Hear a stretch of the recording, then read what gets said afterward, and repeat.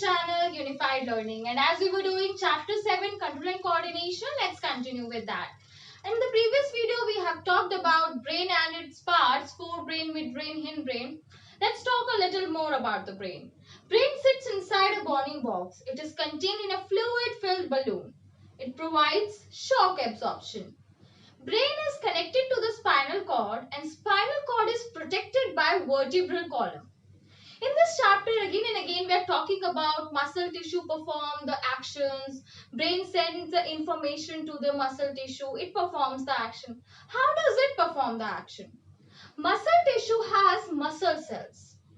When a nerve impulse sends information to the muscle cells, it changes its shape in accordance to the electrical impulse. How does it can change its shape? Because muscle cells have special proteins which helps in changing its shape and arrangement in response to the electrical impulse. What is electrical impulse? Maybe if I have sent the information to pick up this pen, so the muscle cells would be present in these steps to pick up this pen. If I have sent the information to pick up this duster and erase the board, so the muscle cells will be present in these steps to hold this duster. So in this way, muscle cells perform the action or response that is required by the body. New arrangement of the proteins become or make the muscle cells shorter. Sometimes shorter, sometimes bigger. Sometimes the muscle cells are become bigger as it has to hold some bigger thing. Sometimes it becomes shorter as it has to hold some short thing. I hope you all have understood this part. Okay learners, so let's talk about coordination in plants. When you touch the leaves of a touch-me-not plant of Mimosa family, what you will find is it will just fold up. Why it happens? What kind of movement is this? We'll study about that later. Before that, let's talk about one more important point. When a seed germinates, the root goes down and stem comes up in the air. This kind of movement is known as directional movement. And there are two types of movement in plants. One is dependent on growth, another is independent of growth. And when we talk about touch-me-not plant, what do you think? What kind of movement is this? Independent of growth or dependent on growth? Yes, you are correct. It is independent of growth. So how that touch-me-not plant leaves has received the message that someone has touched it? How does the response? How do they get information? So let's talk about it. Plants also have electrical chemical means to convey the information from cell to cell. And then there is change in the shape of cells. This change in shape of cells is done through change in amount of water present in the leaves and resulting in shrinking or swelling of the leaves. So for example, when we talk about that touch-me-not plant, what you just able to remember now? That when you have touched it, there is shrinking. The amount of water is decreased and there is shrinking. So that is why it just fold up. I hope you all understood now that how does plants respond to the change in environment. But please keep in mind that plants do not have any special proteins as animals have. That helps in change in the shape of cells. So learners, as we were talking about movement in plants, let's talk about movement due to growth.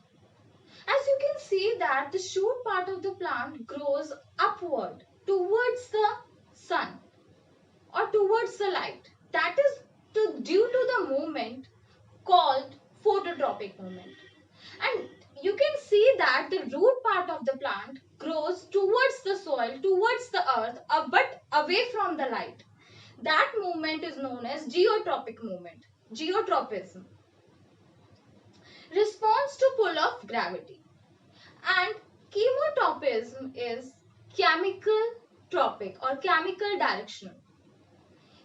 The example of chemotropism is that the growth of pollen tubes towards ovules.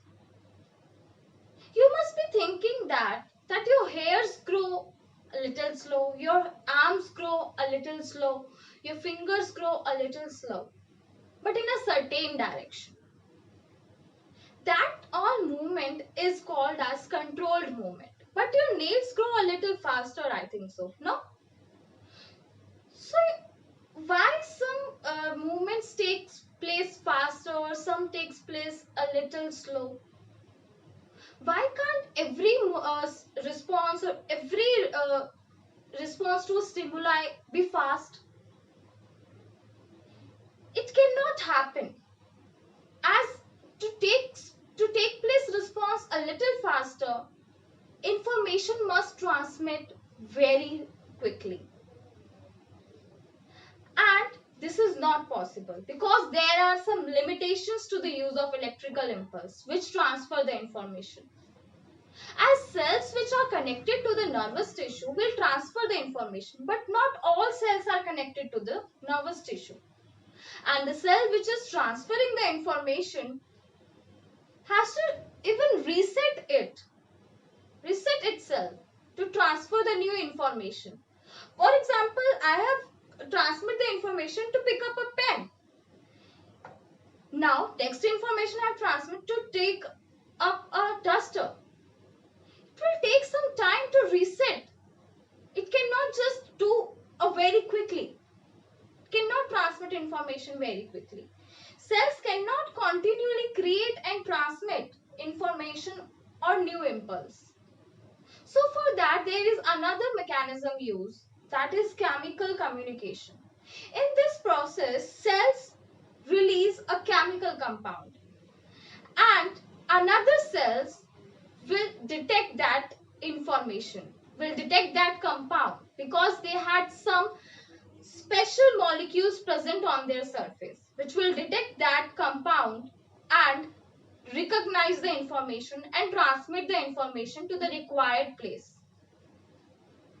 But what happens is this process a little slower than the nervous tissue process. But this information will pass on potentially to the required place. This process will occur persistently and steadily without any difficulty.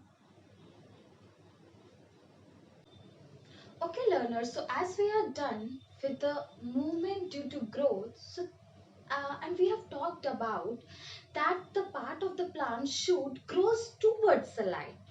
It's slightly also bent towards the light. Why it happens?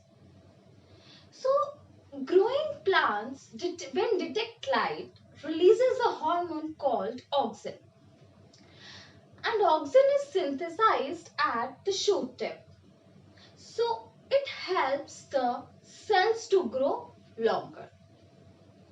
Now, as the auxin is released when the plant has detected light. Auxin is not released in the part where the light is detected. It is released in the part where there is shady. That is why the plant bends towards the light. It allows the plant to gain more of light. So this is one of the plant growth hormone.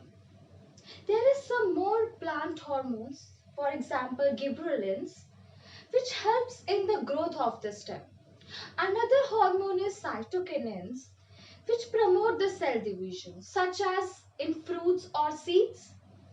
As the small fruit becomes a bigger fruit due to the cell division. Another example is of the hormone which inhibits growth. As the plant is growing, it also needs a signal to stop growing. And abscisic acid is that hormone which stops the growth, which inhibits the growth. For example, wilting of the leaves. This was all under the topic coordination of plants. We'll study about the next topic as hormones in animals in the next video.